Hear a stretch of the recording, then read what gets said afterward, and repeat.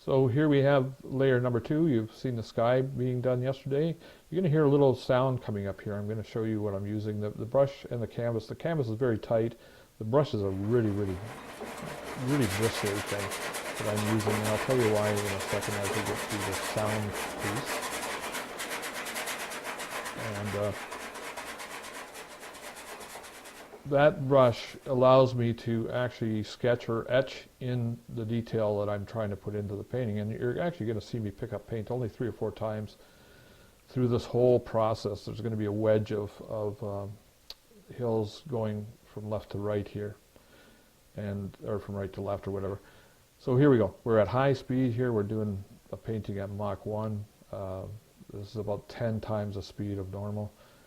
And what I'm just trying to show you is how it's all just roughed in, and as I go along, well, here I use another tool, and that's a palette knife. The palette knife is used here to make very straight line. You don't have to put masking tape or anything down.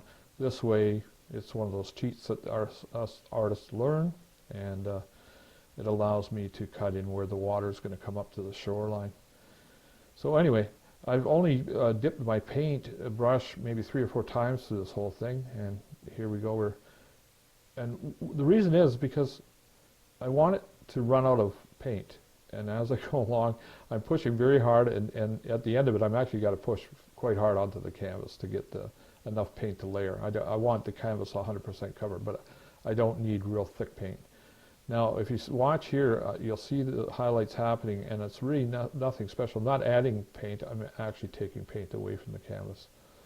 And that gives me those nice mid-tones. All my brush strokes, you see, are the angle of the slope of the hills, and the brush strokes themselves are portraying the hill.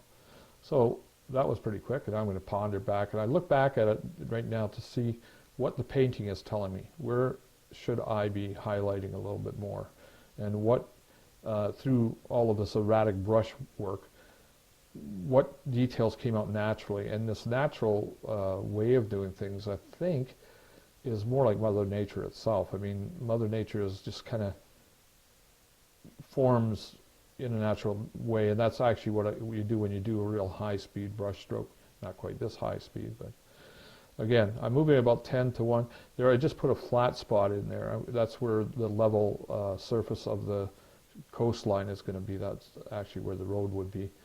Now I've switched to a soft brush, and that soft brush is going to give me a little bit better work with the highlights. It's a soft brush. I put a little oil mix into the paint, and mixing a little oil into the paint is the only way you're really going to get your highlights to go on top of the other paint. The other paint was very kind of dry, very thick and hard to work with, other than pushing real hard.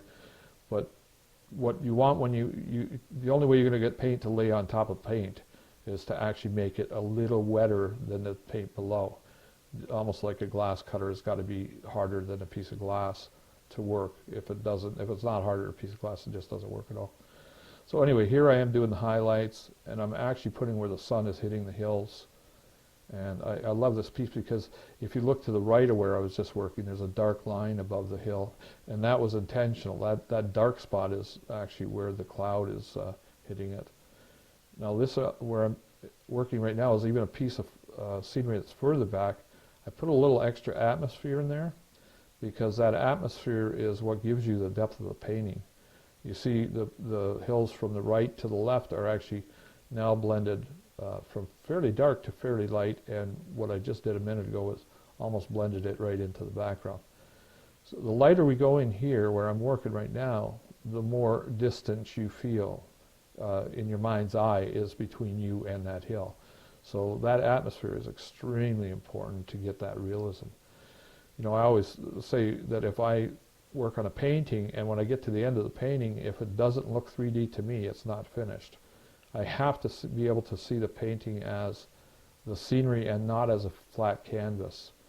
So here I'm still using that soft wide brush, and these details, we're going to, at the end of the video, I'm going to show you it fairly close, because it looks really nice and detailed right now.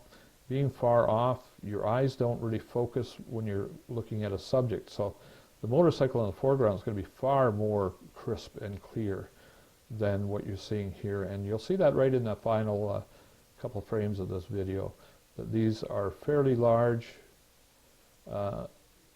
And when you get really close in, they don't really make sense until you see it back further, because that hill, I mean, you expect to see little trees, you expect to see houses and stuff. That's not going to happen from 3 or 4 miles away. So, no highlighting, and you see there's a little bit of brown color I put in there. There's a cliff there, you know, and now I'm actually going to add a little detail to the front of that cliff that's right at the water's edge. There you go, right there. Just a few little dabs. It's not happening quite as fast as it looks here, but, and then I'm going to darken in areas where I want to see that the detail. There you go. You get little deeper canyons, or valleys, and up there we're going to put, you know, some dark valleys. Now, after all is said and done, I would go to even a finer brush, a long. There we are right now. It's a long brush, very, very soft, and that allows me to put real bold color. See that one line there I just went on there? That detail is very, very crisp compared to the rest of them. And it gives you the highlights. So you're actually dealing in you start with shadows and midtones, and then you get into the highlights to finish it off. That's where a lot of artists don't finish properly. Now I'm almost done this background.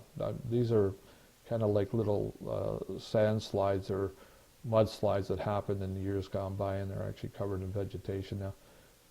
So anyway, that's basically the background hills, and you see right there that it's fairly loose, the detail. So what we're going to do is tomorrow, or not tomorrow, but the next video, we're going to actually get into showing you the next phase, which is that on the right-hand side, that next hill that's going to come this way, and you'll be surprised it's going to have a little more detail. Thank you very much for watching. We'll see you later, guys. Bye-bye.